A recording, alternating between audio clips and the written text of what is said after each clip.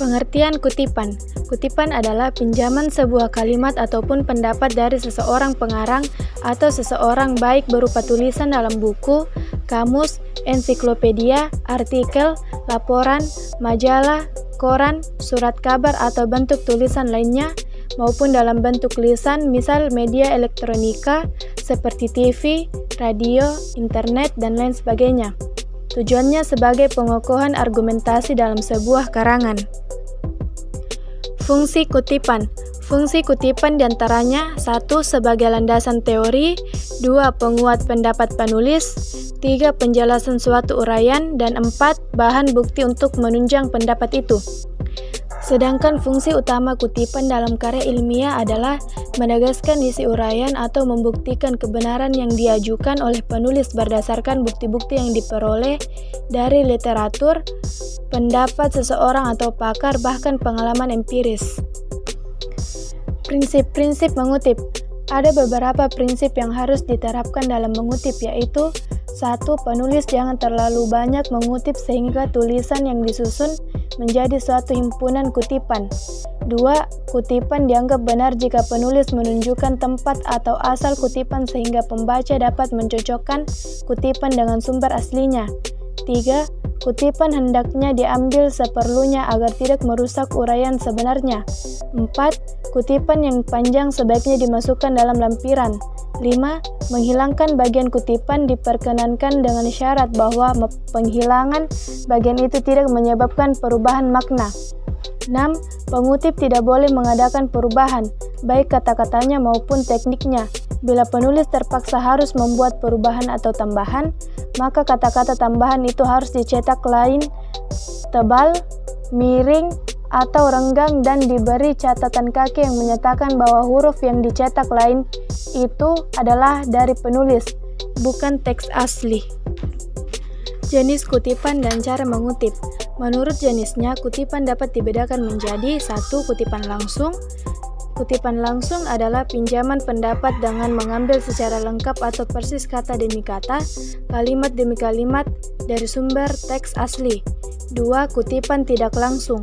Penulis melakukan parafrase atau menggunakan kalimat-kalimat yang disusunnya sendiri, hanya mengambil pokok pikiran atau inti sari dari sumber yang dikutip untuk dinyatakan kembali dengan kalimat yang disusun oleh pengutip menjadi ikhtisar atau intisari berdasarkan apa yang dikutipnya. Catatan perut. Fungsi catatan perut. Catatan perut dalam teks memiliki fungsi sebagai 1. Menunjukkan sumber kutipan, 2. Catatan penjelas, 3. Gabungan antara penunjukan sumber dan catatan penjelas yang kadang diberi komentar oleh penulis. Catatan akhir atau endnote. Selain menggunakan catatan perut, dalam penulisan karya ilmiah juga dikenal pemakaian endnote atau catatan akhir, yakni keterangan-keterangan atas artikel ilmiah yang diletakkan pada bagian akhir dari partikel. Endnote juga merupakan cara untuk memberi penjelasan dari sebuah kutipan yang berbentuk langsung maupun tidak langsung yang diletakkan dalam artikel ilmiah. Selain itu, ia juga berfungsi sebagai penjelasan dari hal-hal penting dan berkaitan erat dalam artikel. Namun, apabila diletakkan dalam teks akan mengganggu struktur paragraf atau alinea yang ada. Pengertian daftar pustaka. Daftar pustaka atau bibliografi menurut Kamus Besar Bahasa Indonesia atau KBBI adalah daftar yang mencantumkan judul buku, nama pengarang, penerbit, dan sebagainya yang ditempatkan pada akhir suatu karangan atau buku dan disusun berdasarkan abjad. Daftar sendiri didefinisikan sebagai catatan sejumlah nama atau hal yang disusun berderet dari atas ke bawah. Fungsi daftar pustaka. Daftar pustaka memiliki beberapa fungsi, diantaranya untuk memberikan informasi bahwa pernyataan dalam karangan itu bukan hasil pemikiran penulis sendiri, tapi hasil pemikiran orang lain yang penulis, untuk memberikan arah bagi para pembaca buku atau karya tulis yang ingin meneruskan kajian atau untuk melakukan pengecekan ulang terhadap sumber aslinya. Unsur-unsur daftar pustaka. Unsur-unsur daftar pustaka agar tidak ada kesulitan dalam penyusunan daftar pustaka. Setiap penulis harus mengetahui pokok-pokok mana yang harus dicatat. Pokok yang paling penting yang harus dimasukkan dalam sebuah bibliografi adalah 1. Nama penulis atau nama pengarang yang dikutip secara lengkap. 2. Judul buku, termasuk judul tambahannya. 3. Untuk sebuah artikel diperlukan pula judul artikel yang bersangkutan, nama majalah, jilid dan nomor dan tahun. Teknik penulisan.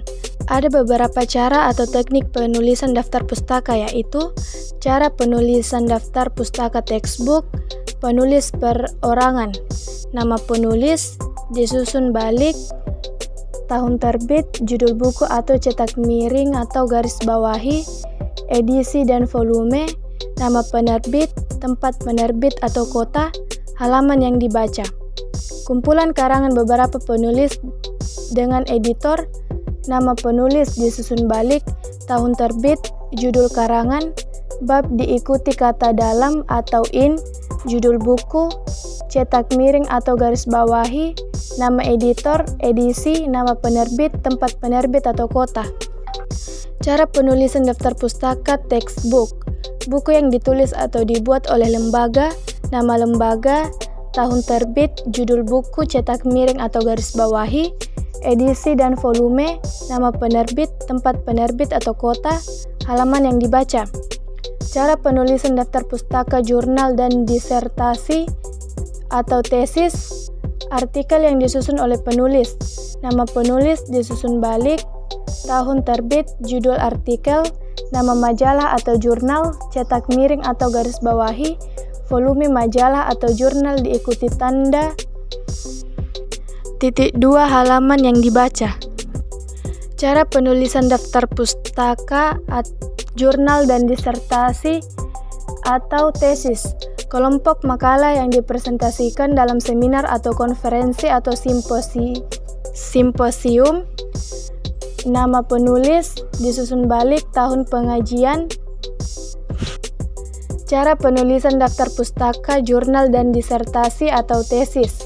Kelompok makalah yang dipresentasikan dalam seminar atau konferensi atau simposium.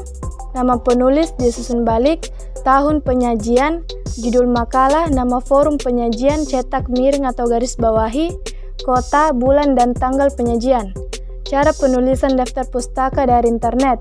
Kelompok makalah atau informasi dari internet apabila ada nama penulis disusun balik, tahun penyajian, judul makalah atau informasi, alamat internet. Penulisan pustaka dibedakan menurut sumbernya. Menurut sumbernya, penulisan pustaka dibedakan dalam beberapa jenis. Berikut merupakan macam-macam pustaka, cara penulisannya beserta contohnya. 1. Pustaka dalam bentuk buku dan buku terjemahan.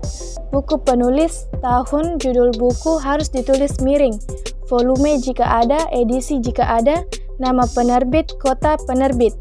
Buku penerjemahan.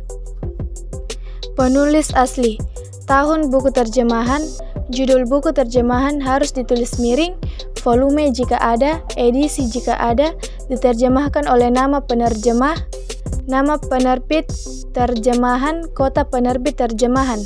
Artikel dalam buku, penulis artikel, tahun judul artikel harus ditulis miring, nama editor, judul buku harus ditulis miring, volume jika ada, edisi jika ada, nama penerbit, kota penerbit.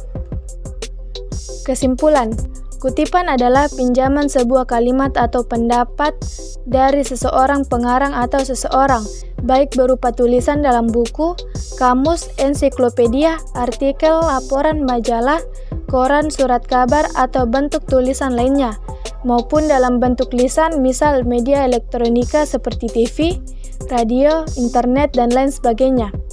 Tujuannya sebagai pengokohan argumentasi dalam sebuah karangan. Kutipan terdiri dari kutipan langsung, catatan kaki yaitu sumber atau istilah yang harus dijelaskan. Daftar pustaka bibliografi merupakan sebuah daftar yang berisi judul buku-buku, artikel-artikel, dan bahan-bahan penerbitan lainnya yang mempunyai pertalian dengan sebuah karangan. Melalui daftar pustaka yang disertakan pada akhir tulisan, para pembaca dapat melihat kembali pada sumber aslinya.